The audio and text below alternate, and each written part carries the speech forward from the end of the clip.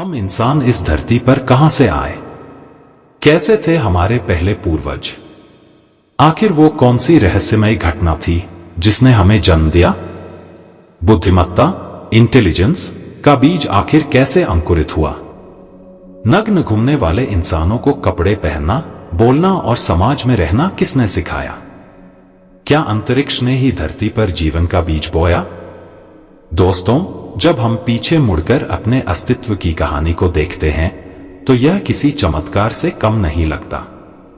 आज से 4.5 अरब साल पहले पृथ्वी एक तपता हुआ गोला थी जिसमें जीवन का कोई नामो निशान तक नहीं था। लेकिन समय के थपेड़ों ने इसे एक ऐसा स्थान बना दिया जहां जीवन ने पहली बार सांस ली।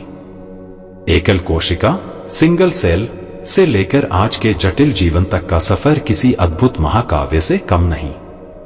अरबों सालों के संघर्ष और परिवर्तनों के बाद आज पृथ्वी पर करोड़ों प्रजातियां अस्तित्व में हैं। लेकिन इन सभी में सबसे अनोखी प्रजाति है हम इंसान। हम इंसान अपने भीतर 37 खरब से भी ज्यादा बैक्टीरिया की एक कॉलोनी लिए घूमते हैं, लेकिन हमें सबसे अलग बनाता है हमारी भाषा, संस्कृति और चेतना। सोचिए, 3.5 अरब साल पहले जब पृथ्वी पर पहली बार जीवन ने जन्म लिया, उससे पहले यह ग्रह निर्जीव था, बिल्कुल अकेला, नीरस और अनभिज्ञ।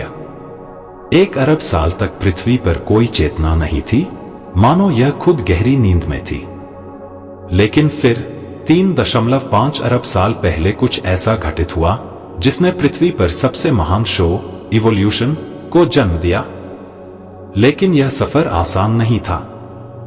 समय समय पर प्राकृतिक आपदाओं ने जीवन का अंत करने की कोशिश की।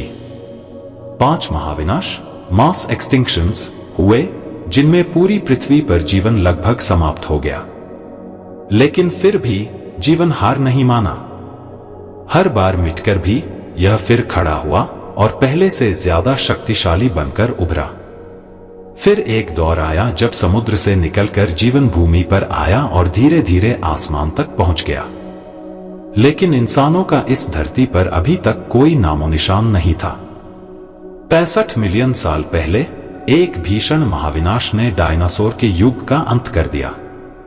पृथ्वी पर तब केवल छोटे छोटे स्तनधारी मैमल्स, जीव बचे थे जो चूहों की तरह छोटे थे, लेकिन अंदर से जिंदा रहने की जिद से भरे हुए थे। डायनासोर के खात्मे के बाद अब धरती स्तनधारियों के लिए खुला मैदान थी। जो जीव पहले डायनासोर के डर से बिलों में छुपकर रहते थे, वे अब निडर होकर बाहर निकलने लगे। प्राकृतिक चयन, नेचुरल सिलेक्शन, ने उन्हें नया आकार और क्षमता दी। समय के साथ ये छोटे जीव भी विकसित होते गए और अनेक नई प्रजातियों का जन्म हुआ। लेकिन दोस्तों, डायनासोर पूरी तरह खत्म नहीं हुए थे। कुछ उड़ने वाले डायनासोर बच गए थे जो धीरे धीरे विकसित होकर पक्षियों, बर्ड्स में बदल गए। लेकिन यह सफर यहीं खत्म नहीं हुआ। करोड़ों सालों के संघर्ष के बाद स्तनधारियों ने एक नई दिशा ली और वे प्राइमेट में तब्दील होने लगे। प्राइमेट्स ही वे जीव थे जिनसे आगे चलकर इंसान की उत्पत्ति होनी थी। यह सफर बहुत लंबा था, लेकिन इसने हमें इस रूप में ला खड़ा किया जैसा हम आज हैं। सोचिए, एक तपते हुए निर्जीव ग्रह से लेकर एक जागरूक और बुद्धिमान मानव तक का यह सफर कितना असाधारण है। हम आज जिस दुनिया में जी रहे हैं वह सिर्फ प्राकृतिक घटनाओं का परिणाम नहीं है, बल्कि यह एक संघर्ष, अनुकूलन और अनगिनत बलिदानों की कहानी है। शायद यही कारण है कि हम प्राकृतिक आपदाओं से डरते हैं, क्योंकि कहीं ना कहीं हमें यह एहसास है कि जीवन एक संघर्ष है और इस संघर्ष में केवल वही जीतता है जो बदलाव को स्वीकार करता है। तो दोस्तों, क्या हम इस महान सफर की अगली कड़ी बनने के लिए तैयार हैं? लेकिन दोस्तों, आज से 70 लाख साल पहले एक ऐसी महान प्राकृतिक घटना घटी जिसके लिए हम प्रकृति के सदैव आभारी रहेंगे। आइस एज की उस घटना ने हमारे पूर्वजों, प्राइमेट्स, को मजबूर कर दिया कि वे अपने पैरों पर खड़े हों। यही पहला कदम था इंसान बनने की दिशा में। उस दौर में अफ्रीका के विशाल जंगलों में हरी भरी हरियाली फैली हुई थी, लेकिन प्रकृति का खेल कुछ और ही लिख रहा था। अफ्रीका में ऊंचे ऊंचे पहाड़ बनने लगे, जिससे मौसम बदलने लगा। धीरे धीरे वो घने जंगल, जो कभी जीवन से भरपूर थे, सूखने लगे, ठंडे पड़ने लगे। वहां के प्राइमेट्स, जो पेड़ों पर छलांग लगाकर अपना जीवन बिताते थे, अब एक बड़ी मुसीबत में थे। बड़े पेड़ कम होने लगे और उनकी जगह खुली घास के मैदानों ने ले ली। अब प्रकृति ने उन्हें एक चुनौती दी, या तो बदलो या फिर मिट जाओ। घने जंगलों में जहां उनकी दुनिया सुरक्षित थी, अब वहां खुला आसमान था, शिकारी थे, अनिश्चितता थी। यही कारण बना कि वे मजबूर हुए अपने दोनों पैरों पर खड़े होने के लिए। वे अब दूर तक देख सकते थे, शिकारियों से खुद को बचा सकते थे और भोजन की तलाश में नए इलाकों तक जा सकते थे। और यहीं से जन्म हुआ होमिनिड्स का। यह वो प्रजाति थी जिसने इंसानियत के बीज बो दिए थे। लेकिन दोस्तों, इस बीज को एक महान वृक्ष बनने में 70 लाख साल और लगने वाले थे। होमिनिड्स की पहली शाखा थी सेहेलापस। पहली नजर में ये आज के बंदरों जैसे ही लगते थे, लेकिन प्रकृति उन्हें एक नई दिशा में ढाल रही थी। मिलियन सालों तक उनका विकास जारी रहा और वे कई अलग अलग शाखाओं में विभाजित होते चले गए। आर्डीथेस, ऑस्ट्रेलोपिथिकस, पंथोपस और अंत में होमो। आज से 24 लाख साल पहले इस जीवन के वृक्ष की अन्य शाखाएं टूटती चली गईं, लेकिन होमो बच गया। यही वह शाखा थी जिससे आगे चलकर हम इंसान बनने वाले थे। समय के साथ इनके दिमाग का आकार बढ़ने लगा और 30 लाख साल पहले पहली बार ऑस्ट्रेलोपिथिकस ने पत्थरों को काटकर हथियारों के रूप में इस्तेमाल करना सीख लिया। यह एक ऐतिहासिक मोड़ था, क्योंकि अब वे सिर्फ जंगलों में घूमने वाले जीव नहीं थे, अब वे शिकारी बन गए थे। मांसाहार ने उनके शरीर को आवश्यक पोषण दिया और धीरे धीरे उनके मस्तिष्क का विकास तेज होने लगा। और इसी क्रम में आज से लगभग 20 लाख साल पहले होमो जीनस की उत्पत्ति हुई। इस जीनस की पहली प्रजाति थी होमो हैबिलिस, हैंडीमैन, जिसने पत्थर के औजारों को और विकसित किया। लेकिन दोस्तों, प्रकृति अभी और भी बड़े बदलाव के लिए तैयार थी। आज से 18 लाख साल पहले इसी जीनस से एक और प्रजाति ने जन्म लिया, होमो इरेक्टस। यह कोई साधारण घटना नहीं थी। यह पहली प्रजाति थी जो 2 पैरों पर सीधा खड़े होकर चल सकती थी। अब वे और ज्यादा सतर्क थे, तेज थे और सबसे महत्वपूर्ण, वे नेचर की जिम्मेदारी संभालने के लिए तैयार थे। और फिर होमो इरेक्टस ने पहली बार आग को नियंत्रित करना सीखा। यानी हम कह सकते हैं कि आग का आविष्कार आज से 18 लाख साल पहले हुआ। लेकिन सवाल यह है, आखिर आग की खोज हुई कैसे? वैज्ञानिकों का मानना है कि यह एक संयोग था। शायद कड़कती बिजली ने जंगल में आग लगा दी होगी, या फिर चकमक पत्थरों के आपस में टकराने से चिंगारी उठी होगी। लेकिन इस छोटी सी घटना ने इंसानों के भविष्य को बदल दिया। क्योंकि दोस्तों, आग सिर्फ रोशनी नहीं थी, यह इंसान के विकास की लौ थी। यह वही शक्ति थी जिसने हमें अंधकार से ज्ञान तक पहुंचाया, जंगली जानवरों से सुरक्षा दी और हमारी दुनिया को सभ्यता की ओर ले जाने वाला पहला कदम बना। सोचिए, अगर वो 70 लाख साल पहले प्राइमेट्स अपने पैरों पर खड़े ना होते, अगर होमो इरेक्टस आग को नियंत्रित ना करता, तो क्या आज हम यहां होते? अब दोस्तों, इंसान का दिमाग लगातार विकसित हो रहा था और इसके साथ ही उसकी जिज्ञासा भी बढ़ रही थी। होमो इरेक्टस और अन्य प्रजातियों ने देखा कि जानवर आग से डरते हैं। यही नहीं, आग सिर्फ सुरक्षा ही नहीं देती थी, बल्कि खाना पकाने की शक्ति भी देती थी। यह एक बड़ी खोज थी। जब उन्होंने पहली बार मांस को आग में पकाया, तो पाया कि यह ज्यादा आसानी से पचता था, ज्यादा ताकत देता था और उनके शरीर को जरूरी पोषण भी मिलता था। इस एक बदलाव ने उनके दिमाग को और विकसित करना शुरू कर दिया। अब यह सिर्फ एक प्रयोग नहीं था, यह एक क्रांति थी। धीरे धीरे बाकी होमो स्पीशीज ने भी आग की इस ताकत को अपनाया और इसके साथ ही इंसानी बुद्धिमत्ता का विस्तार और भी तेजी से होने लगा। इसी इवोल्यूशनरी चमत्कार की वजह से आज से 3 लाख साल पहले 2 सबसे बुद्धिमान प्रजातियां अस्तित्व में आईं, होमो निएंडरथलेंसिस और होमो सेपियंस। लेकिन असली बदलाव तो अभी बाकी था। आज से 1 लाख साल पहले इंसानों ने एक बड़ा और साहसिक फैसला लिया। वे अब तक सिर्फ दक्षिण अफ्रीका तक सीमित थे, लेकिन अब वे पूरी धरती को अपना घर बनाने के लिए निकल पड़े। जैसे ही उन्होंने नई जगहों की ओर कदम बढ़ाया, उनके सामने नई चुनौतियां आ खड़ी हुईं, अलग अलग जलवायु, नए प्रकार के जंगल, खतरनाक जंगली जानवर। पर यह वे इंसान थे जो सिर्फ परिस्थितियों को सहने के लिए नहीं बने थे, बल्कि परिस्थितियां बदलने के लिए बने थे। अब इंसानों को अपनी बुद्धि का इस्तेमाल करना था। उन्होंने बेहतर और विकसित हथियार बनाए, जिससे वे शिकार को दूर तक ले जा सकते थे और अपनी रक्षा कर सकते थे। लेकिन जल्द ही उन्होंने महसूस किया कि कुछ जानवरों का शिकार अकेले नहीं किया जा सकता। हिरणों जैसे तेज भागने वाले जानवरों का शिकार करने के लिए टीम वर्क जरूरी था। और दोस्तों, यहीं से जन्म हुआ मानव सभ्यता के सबसे महान आविष्कारों में से एक, भाषा का। शुरुआत में इंसानों ने इशारों और संकेतों से बात करनी शुरू की। यह प्रोटो लैंग्वेज थी, एक बेसिक भाषा जिससे वे आपस में संदेश भेज सकते थे, एक दूसरे को चेतावनी दे सकते थे और शिकार के दौरान रणनीति बना सकते थे। धीरे धीरे यह भाषा और जटिल होती गई। अब इंसानों के बीच अधिक संवाद होने लगा, कहानियां बनने लगीं, अनुभव साझा किए जाने लगे।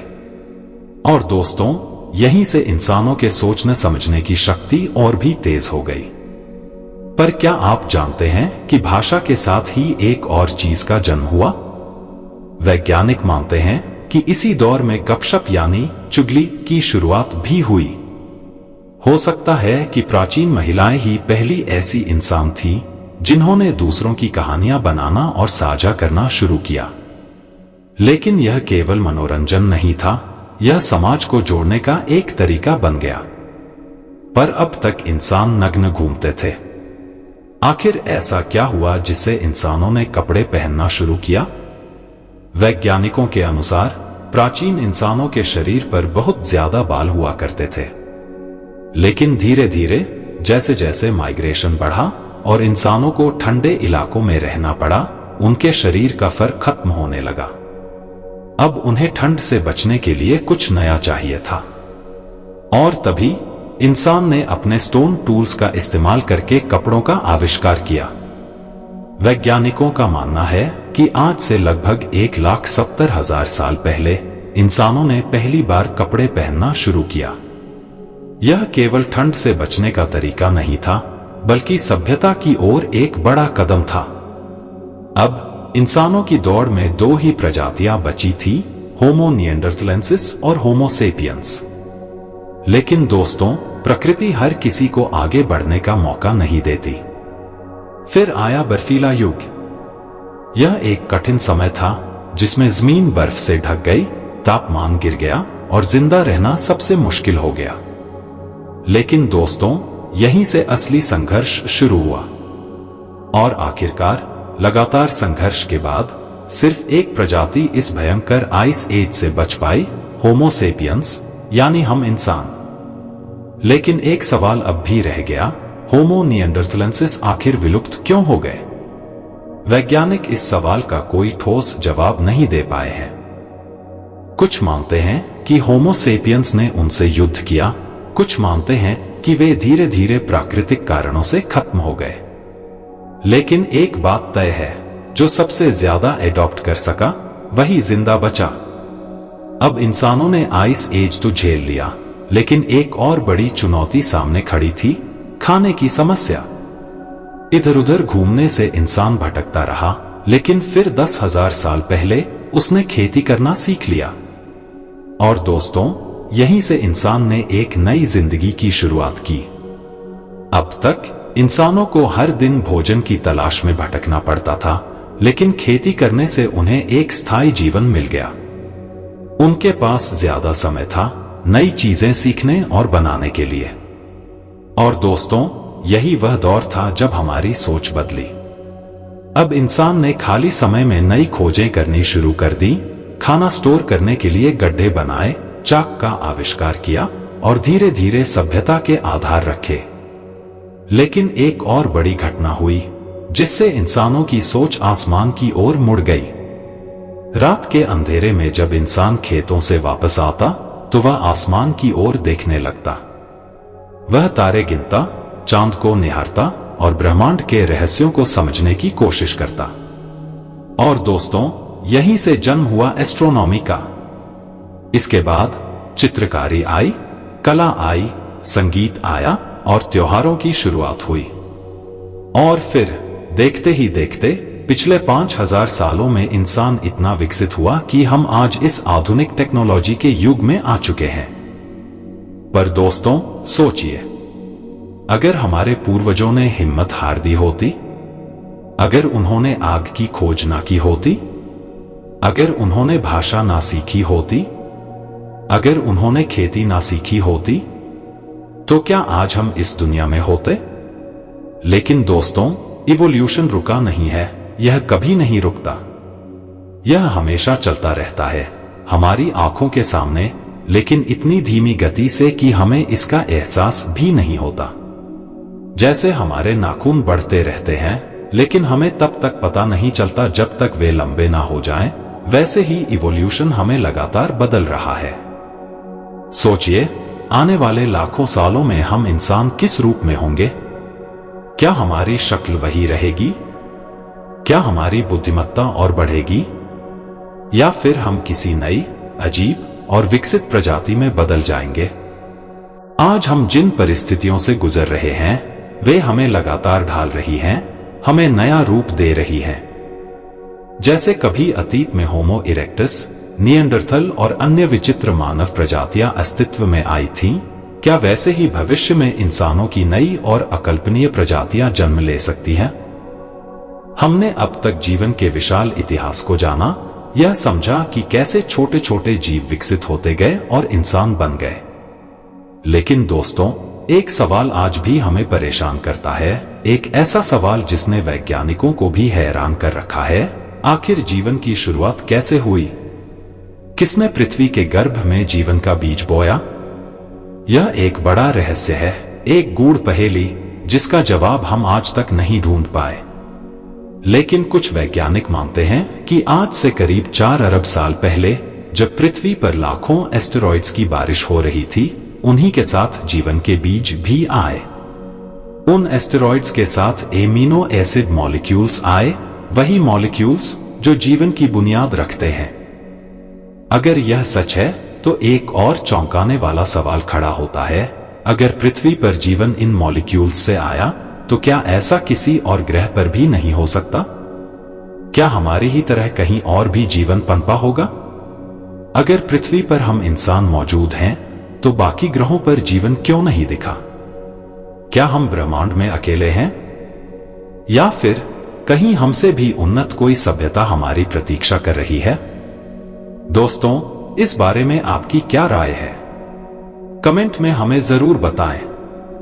अगर आपको हमारा यह वीडियो अच्छा लगा हो और इसमें दी गई जानकारी ने आपके सोचने के नजरिए को बदला हो, तो कृपया हमारे YouTube channel Narsingh public vlog को सब्सक्राइब करें। वीडियो को लाइक और शेयर करें ताकि ऐसी ही रहस्यमयी जानकारियां हर घर तक पहुंच सकें। तो दोस्तों, मिलते हैं अगले वीडियो में एक और जबरदस्त और रहस्यमयी कहानी के साथ। तब तक अपना ख्याल रखें, जागरूक रहें और मेरे साथ जोर से बोलें। जय हिंद।